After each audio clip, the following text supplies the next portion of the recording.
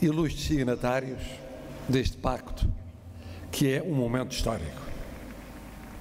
Porquê é que é um momento histórico? É um momento histórico da ótica nacional, porque Portugal, há já vários governos que fez uma opção, que é das opções mais pacíficas e consensuais na nossa sociedade, que é uma sociedade pouco dada a consensos e a acordos de regime, no domínio fundamental da sustentabilidade. Da sustentabilidade como um todo, na visão global de que falou aqui o Presidente António Pires de Lima.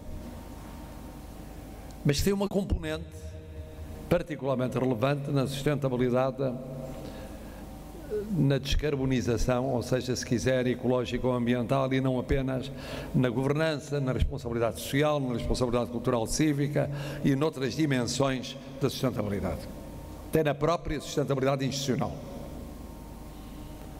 É uma prioridade nacional com mais de uma década, atravessou sucessivos governos, com posições muito diferentes, e Portugal teve a coragem de fazer essa opção cedo.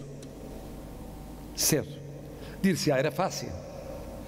Não, mas nada é muito fácil. É fácil porque é uma pequena economia, porque é uma economia que não teria os constrangimentos, as dependências energéticas de outras economias, os compromissos externos de outras economias. Seja como for, também podemos argumentar ao contrário. Era uma sociedade atrasada em muitos aspectos de cultura cívica, era uma sociedade que tinha inércias muito fortes, e ultrapassar as inércias e apostar na sustentabilidade foi um mérito nacional. E este pacto é histórico porque dá continuidade a esta prioridade.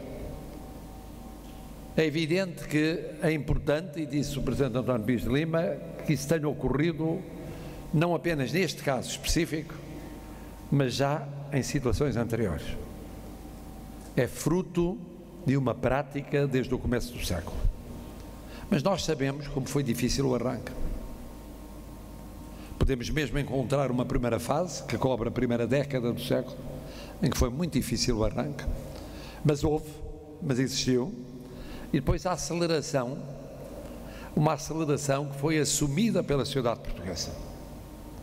Este pacto integra-se plenamente na prioridade nacional. Mas é histórico porque ocorre num momento em que podia haver a tentação de parar no caminho seguido.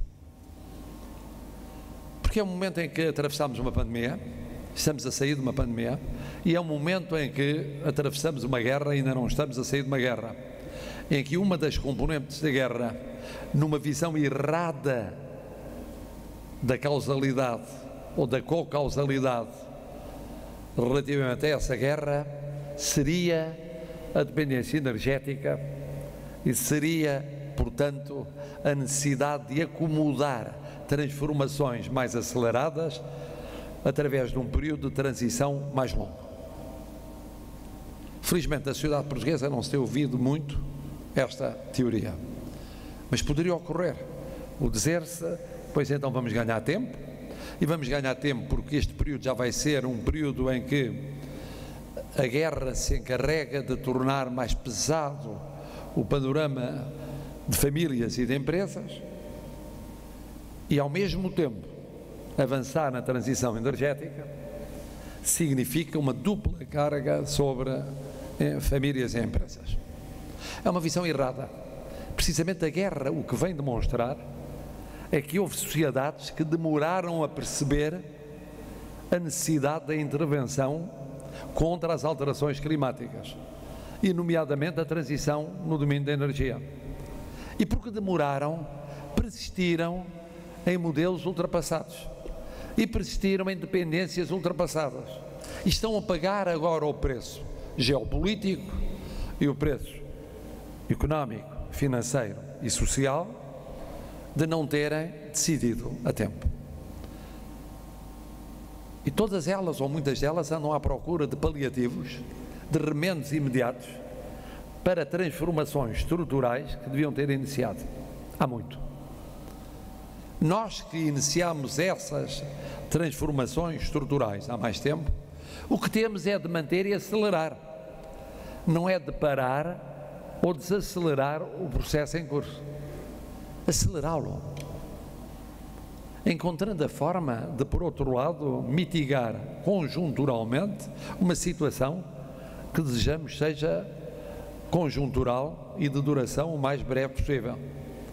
E por isso este pacto é histórico, porque é um pacto que diz: nós seguimos o mesmo caminho porque é o certo, e seguimos o mesmo caminho acelerando, não hesitando, não desacelerando e muito menos recuando nele. Mas é também histórico por respeitar a Braga. E por respeitar a Braga por aquelas razões que o Sr. Presidente da Câmara Municipal teve a honestidade de aqui apresentar. É que Braga explodiu e está a explodir em muitas vertentes do desenvolvimento económico e social. Os últimos dias têm permitido tocar essa realidade no terreno. Tocámos a realidade no terreno na educação, na cultura. Tocámos a realidade na ação social, nas instituições de solidariedade social. Tocámos essa realidade de forma mais tenue, mas também naquilo que respeita à integração, à inclusão no domínio da saúde e à inclusão como um todo daqueles setores que ficaram para trás ou ainda estão atrás e que se quer que recuperem. Tocámos ainda há pouco na atividade empresarial, em que Braga demonstrou uma dinâmica própria de uma sociedade jovem, porque é uma sociedade jovem. E faz toda a diferença uma sociedade jovem em relação a uma sociedade que não é. É mais fácil a dinâmica numa sociedade jovem. Mas havia um problema, que aqui foi apresentado, era uma herança, era um legado, que era a repercussão do passado no tocante à descarbonização, nomeadamente no domínio da mobilidade. E na mobilidade, em duas vertentes, qual delas mais preocupante? A dificuldade em aderir à importância de fórmulas coletivas de transporte, por outro lado, a obsolescência das formas coletivas de transporte. Era o somatório de dois hemisférios, ambos negativos. Um comportamental, um de cultura cívica, o outro administrativo e institucional, de capacidade de previsão e de ajustamento do poder local aos desafios do futuro. E este pacto, notem bem, tem este mérito fundamental, é juntar empresas a instituições públicas, a instituições sociais e instituições públicas.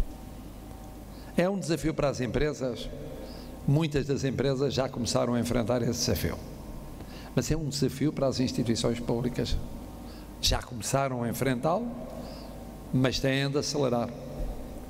E para instituições sociais, que têm muitas vezes dificuldades financeiras e dificuldades de cultura cívica no ajustamento à nova realidade. Eu não tenho dúvidas de que o futuro próximo imporá, inevitavelmente, o respeito das metas que a União Europeia definiu e que Portugal definiu. Eu não tenho dúvidas de que a Lei do Clima, que aliás promulguei, depois de um debate relativamente longo no Parlamento, coloca reptos complicados à sociedade portuguesa, a setores da sociedade portuguesa. Mas também não tenho dúvidas de que, a não ser assim, nós não conseguiríamos atingir as metas que nos comprometemos a atingir. Há muito. E até a tentar superá-las. Nós portugueses somos assim. Nós somos muito bons no heroísmo dos momentos fundamentais e de quando em vez, se podemos ter uma folga para não termos o heroísmo cotidiano num ponto ou noutro, aproveitamos essa folga, no mau sentido do termo. E aqui há um compromisso coletivo nacional e há um compromisso coletivo de Braga, que é muito claro e é muito exigente, e era o que faltava Era a peça que faltava no conjunto de dinâmicas educativas, culturais, sociais e económicas nesta comunidade. E esta comunidade não é apenas uma cidade, é uma cidade polo de uma região. Não é apenas uma região, é uma região que ganha em poder ser exemplar relativamente a outras realidades metropolitanas, como tem sido noutros domínios. E por isso este pacto é histórico pelo somatório destas razões. É consequente com uma opção do passado. É assinado num momento difícil para ser assinado. É assinado num contexto do que faltava fazer, e falta fazer, já começou a ser feito, mas falta fazer para Braga corresponder às expectativas suscitadas pelo seu desenvolvimento nos últimos anos. E, portanto, é o culminar, o ser o último ponto do programa anterior ao programa oficial do 10 de junho, faz todo o sentido. É o último ponto, é o último passo. É um passo decisivo, é um passo essencial. Não podemos, neste passo, hesitar, falhar, já não digo retroceder, deixar de acelerar. Temos de o fazer. É numa das nossas vantagens comparativas hoje, quando eu olho para a Europa e vejo os chefes de Estado, abraços com este drama, e os chefes do governo, na maior parte dos casos, por primeira duração, que é o drama de enfrentarem uma situação imprevisível, maniatados num dos instrumentos fundamentais, porque estão maniatados por um tempo, e sabem que estão maniatados, apesar dos paliativos e dos remendos, a quererem rapidamente dar os passos que não deram, numa situação mais difícil do que aquela que se vivia, quando deveriam ter dado os passos. Quando eu vejo isso, eu vejo que Portugal não pode deixar de continuar este caminho. E daí o papel, do ponto de vista de cultura cívico, fundamental da instituição que promove este pacto, da instituição nacional, mas com dimensão internacional, que estimula, que incentiva e que é garante do passo que é dado hoje. Isso é muito, muito importante. E só revela que o Presidente António Pires de Lima, do mesmo modo que o Ministro da Economia revelou a visão que revelou e que bem recordamos, também agora, neste domínio, está a corporizar, está a encarnar aquilo que é um desafio nacional. Da ótica da sociedade civil, que é a ótica mais importante e mais fecunda para o futuro do país. Também eu, como ele o disse, vos felicito pelo passo dado, que é um passo muito responsável, é um passo muito exigente, mas muito inteligente e muito corajoso. Daqui por 2, 3, 4 anos, por 2030 é depois da manhã. Amanhã é 2025, 26, 27, quando acabam os fundos do PRR e terminam os fundos do Portugal 2030. Depois da manhã é 2030. É depois da manhã. Vamos chegarmos lá. É completar esta legislatura parlamentar e começar outra. Antes do fim da outra, estamos em janeiro de 2030. É tão curto como isto. Parabéns a Braga, parabéns a todos os que subscreveram, no fundo, parabéns a Portugal.